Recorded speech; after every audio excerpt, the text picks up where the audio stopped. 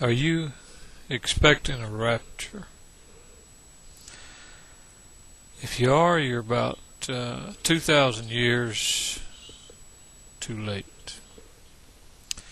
Are we living in the end times or the last days?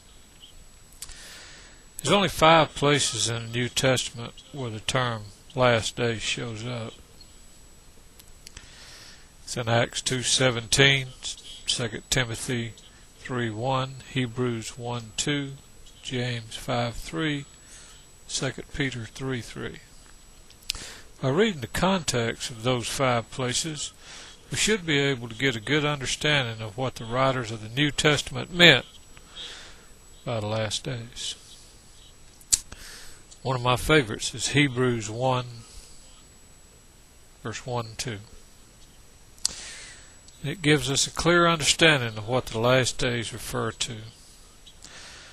It says, God, who at sundry times and in divers manners spake in times past unto the fathers by the prophets,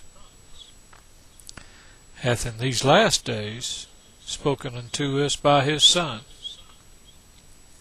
Jesus Christ. Is there any doubt that the last days refers to the time of Jesus and the generation living at that time? The writers of the New Testament all knew of Jesus' prediction of the destruction of the Jewish temple. Consequently, they knew they were living in the last days of the Jewish nation. All the references of last days in the New Testament have a contemporary context.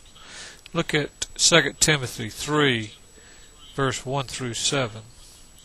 Paul was writing a letter of instruction to Timothy.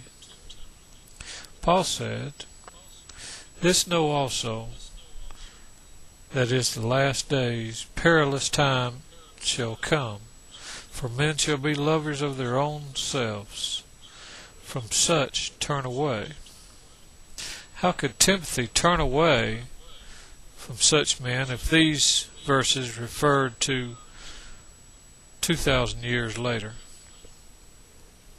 The context here clearly shows that last days had reference to that time 2,000 years ago. According to the Great Commission, the church is to disciple the nations. That doesn't sound like things will get worse to me, but it sounds like they'll get better if the gospel is preached to the nations.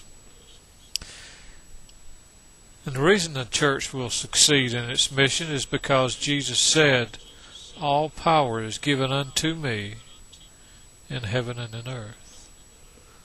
Go ye therefore. Praise God. The Bible teaches an eschatology of victory, not defeat. Victory for the church in time, in history. Thanks for listening.